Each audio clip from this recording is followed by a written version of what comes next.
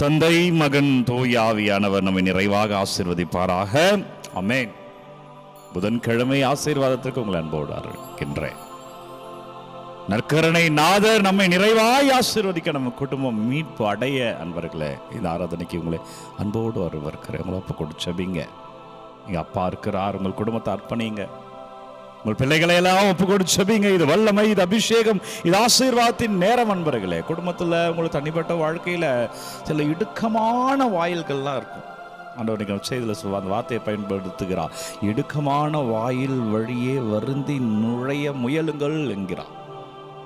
சில இடுக்கமான சூழ்நிலைகள் கண்டு பதட்டம் வேண்டாம்.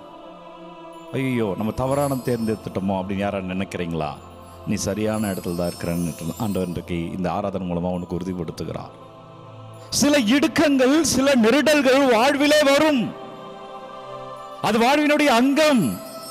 அதை பார்த்து நீ பின்வாங்காதே, அதை பார்த்து உன்னை நிறுத்திக் கொள்ளாதே, அதை பார்த்து உன்னை நீயே தடுத்துக் கொள்ளாதே.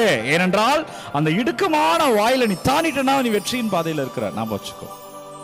அந்த இடுக்கமான வாயில கடந்து போயிட்டனா நீ அபிஷேகத்தில் இருக்க ஞாபகம் வச்சுக்கோ. மீன்கள் உதாரணத்துக்கு சொல்றேன். மீன்கள் இல்லை, 2 வகை மீன்கள் சொல்லுவார்கள். ஒன்று செதில் உள்ள மீன்கள், மற்றொன்று செதில் அற்றவை. இந்த செதில் உள்ள மீன்களுக்கு ஒரு ஆற்றல் உண்டா. என்னன்னா எதிர்நீச்சல் போடும். தண்ணி வருவதற்கு எதிர்நீச்சல் போட்டு போகுமா. இந்த மீன்களை தான் அதிகமாக வாங்கி உண்பார்கள். அது உண்பதற்கும் சுவையாக இருக்கும் என்பார்கள். ஆனால் செதில் இல்லாத மீன்கள் குளத்திலே இருக்குமா, அதனால எதிர்நீச்சல் போட முடியாது.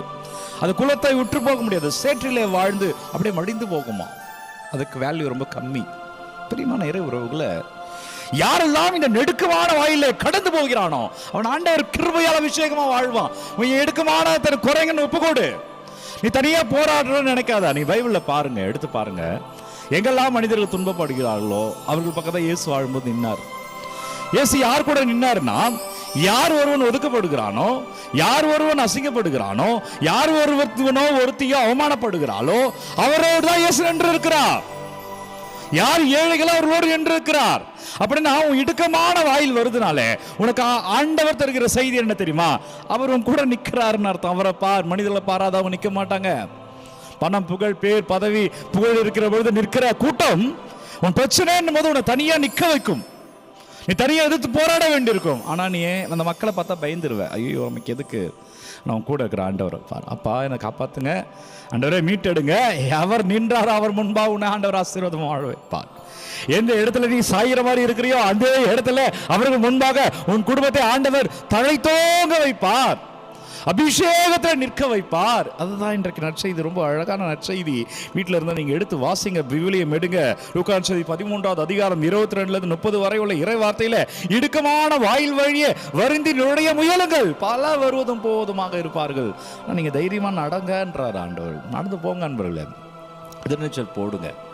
இடுக்கங்கள்லாம் வரும், நெருடல்கள்லாம் வரும். அது மனுஷங்களாலோ சூழ்நிலைகளாலோ உங்கள் ஆஃபீஸ்லேயோ உங்கள் வீட்லேயோ வரலாம். ஏன் உங்கள் சொந்த பிள்ளைகளால் கூட வரலாம். Never ever give up. ஆண்டவரிடம் நில்லுங்க பிள்ளைகள். ஆண்டவர் அபிஷேகமாக உயர்த்துவா. ஜெபிப்போமா? உங்கள் நெருடலெல்லாம் ஒப்பு கொடுங்க. உங்களுக்காக நான் ஜெபிக்கிறேன். உங்கள் கஷ்டங்களெல்லாம் ஒப்பு கொடுங்க. உங்களுக்காக நான் ஜெபிக்கிறேன். உங்களையும் உங்கள் வீட்டையும் ஆண்டவர் ஆசீர்வதிப்பாராக. அப்பா நன்றி.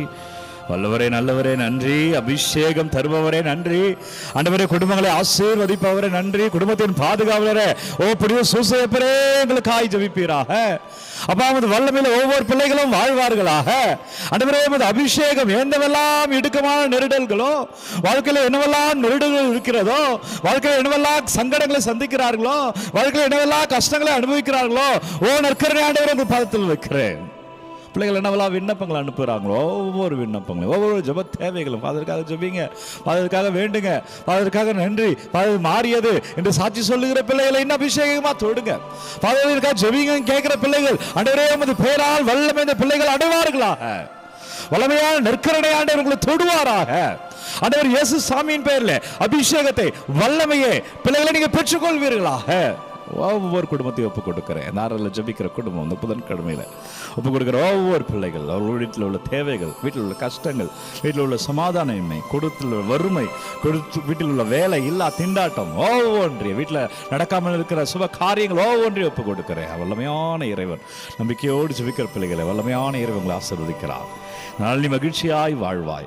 ஆண்டவர் இயேசுவின் பெயரில் அபிஷேகமாய் இருப்பார். எல்லாம் வல்ல இறைவன் நம்மை ஆசீர்வதிக்கிறார். தலை வணங்கி இந்த இறுதி ஆசீர்வாதத்தை பெற்றுக்கொள்வோம். எல்லாம் வல்ல இறைவன் நம்மை தந்தை, மகன், தூய ஆவியானவர் நம்மை நிறைவாக ஆசீர்வதிப்பாராக. அன்பர்களே, வாழ்க்கையில் கஷ்டங்கள்லாம் வரும், ஆண்டவரும் கூட இருக்கிறாருன்னு தான் இந்த ஆராதனை சொல்லுது. நெருடல்கள்லாம் வரும், மனுஷங்க கைவிடலாம், கடவுள் உன்னை கைவிட மாட்டார். யாருக்கு இந்த ஆராதனை தேவைன்னு நினைக்கிறீங்களோ அவங்களோட பகிர்ந்து கொள்ளுங்கள். உங்கள் விண்ணப்பங்களை கமெண்ட்டில் அனுப்புங்க. ஒவ்வொரு நாளும் விடியற் காலை 3 மணிக்கு இந்த ஆராதனை அனுப்புகிறேன். God bless you. Take care.